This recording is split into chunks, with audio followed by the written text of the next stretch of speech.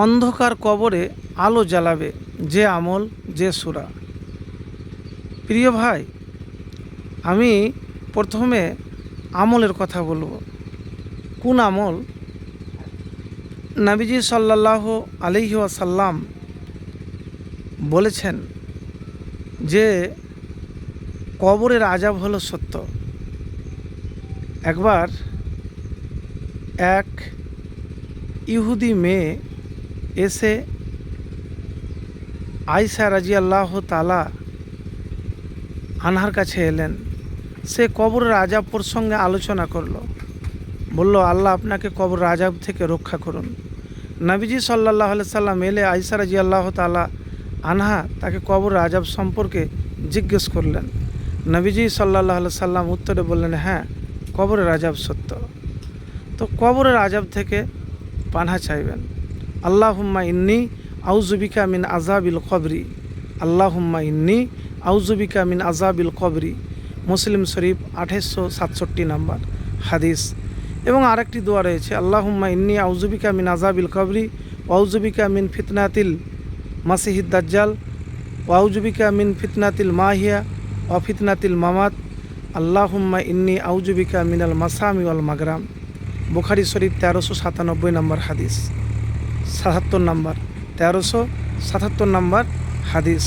তো যখনই নফল, সুন্নাত, ফরজ সব নামাজ সালাম ফিরানোর আগে এই দোয়া মাসুরা পাঠ করবেন।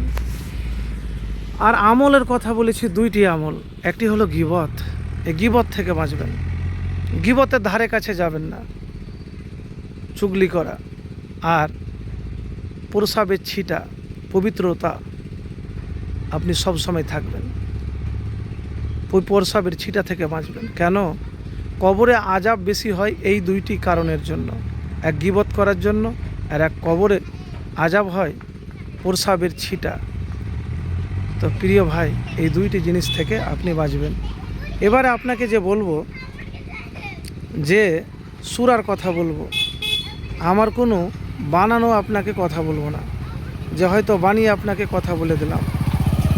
ইবনে আব্বাস রাদিয়াল্লাহু তাআলা থেকে বর্ণিত, কোনো এক সময় রাসূলুল্লাহ সাল্লাল্লাহু আলাইহি সাল্লাম এর এক সাহাবী একটি কবরের ওপর তার তাঁবু খাটান। তিনি জানতেন না যে একটি কবর। তিনি হঠাৎ বুঝতে পারেন যে কবরের একটি লোক সূরা আল মুলক পাঠ করছে। সে তা পাঠ করে সমাপ্ত করল। অতঃপর তিনি নবী করিম সাল্লাল্লাহু আলাইহি সাল্লামের নিকটে এসে বললেন, হে আল্লাহর রাসূল সাল্লাল্লাহু আলাইহি সাল্লাম, আমি একটি কবরের ওপর তাঁবু খাটাই। আমি জানতাম না যে তা সে কবর। হঠাৎ বুঝতে পারি যে একটি লোক সূরা আল মুলক পাঠ করছে, তা সমাপ্ত করেছে। রাসূলুল্লাহ সাল্লাল্লাহু আলাইহি ওয়াসাল্লাম বললেন, এ সূরাটি প্রতিরোধকারী, নাজাত দানকারী। এটা কবরের আযাব হতে তেলাওয়াতকারীকে নাজাত দান করেন। তো প্রিয় ভাই, আবু ঈসা এই হাদিসটিকে বলেছেন সূত্রে হাসান গরীব। আরেকটি হাদিস রয়েছে, এটি সহিহ হাদিস, তার তিরমিজি শরীফ, আবু দাউদ শরীফ, ইবনে মাজাহ শরীফ। কোরআনের মধ্যে 30টি আয়াত বিশিষ্ট একটি সূরা আছে, যেটি কারো পক্ষে সুপারিশ করলে তাকে মাফ করে দেওয়া হয়। এই সূরাটি হলো সূরা মুলক, তাবারাকাল্লাযী বিয়াদিহিল মুলক। তো প্রিয় ভাই, আরেকটি হাদিস তাবারানির মধ্যে রয়েছে।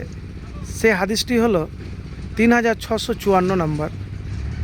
আনাস রাদিয়াল্লাহু তাআলা আনহু বলেন, কোরআনে 30 আয়াত বিশিষ্ট একটি সূরা রয়েছে, যা তার পক্ষে আমলকারীকে জান্নাতে প্রবেশ করানো পর্যন্ত তার পক্ষে ওকালতি করেছে, তার পক্ষে লড়েছে।